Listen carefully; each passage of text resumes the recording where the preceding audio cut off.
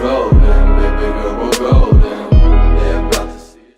Hey, what is going on, guys? My name is David. I'm coming at you all with a brand new LEGO Ninjago video, and in today's video we're probably going to be discussing one of the most important things that happened in Ninjago Season 9. And that, of course, has to do with the untimely demise of Iron Baron, the king of the Dragon Hunters. And so, as you guys all know, today was the official airing of Ninjago episode 83 in some parts of the world, and this episode, of course, was uploaded to YouTube this morning. And in this episode, Iron Baron finally gets his hands on the dragon armor, and he thought that he could control the firstborn dragon, but instead the firstborn dragon roasts him with her dragon fire, and he was essentially melted, and there was an entire, I guess, case of molten lava around him. And so I'm pretty sure it's safe to say that he's officially dead. And you know, there were a couple of comments in yesterday's video when I mentioned Harumi's death, talking about how Harumi might survive, and I honestly don't believe that she's alive. There's no way that that happened. No one can survive falling down from a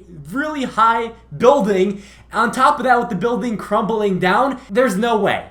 Try that in real life, it's not going to work out for you, alright? So, especially in this case with the Iron Baron being encased in molten lava after being breathed on with fire by a dragon, there's no way he's alive. He's not pulling some kind of Anakin Skywalker where he, you know, gets saved by Emperor Palpatine and, you know, becomes Darth Vader. There's no Emperor Palpatine to save Iron Baron, right? He is dead. So I don't want anybody in the comments going, but David, Iron Baron's alive. No, he's not. He's not. Stop it. It's time to stop, alright? So anyway, let's talk about Iron Baron and his death. If I'm being honest, I don't think that this was a real good time for him to die, because we really barely got to see any of Iron Baron. If I'm being honest, he's probably one of the weakest villains we've ever got for Ninjago, just because there was really no character development to him. We only learned a little bit of a backstory, and I mean, sure, the entire twist that he was lying to his hunters and essentially controlling them with fear, that was cool and all, and you know, it definitely made me like his character a little bit more, but we never got nearly as much character development as we got for other villains like Pythor, like the Overlord, like Garmadon. There are none of these Ninjago villains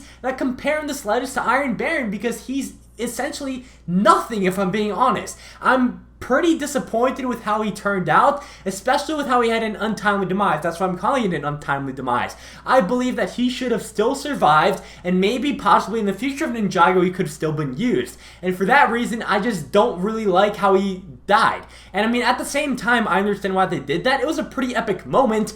I just don't believe that it was his time to go. And those are pretty much my honest thoughts. That's how I generally feel about this. Of course, it was cool to see that happen. It was a very cool scene. The entire ending of episode 93 was fantastic. I'm not saying the episode was bad. I'm just saying that this character had so much more than I was expecting, and I just kind of feel let down because he was just essentially thrown out of the show. You know, it's like he really had no purpose whatsoever, and I'm just kind of disappointed by that. And I just feel like he was very underwhelming, and I really expected more from him.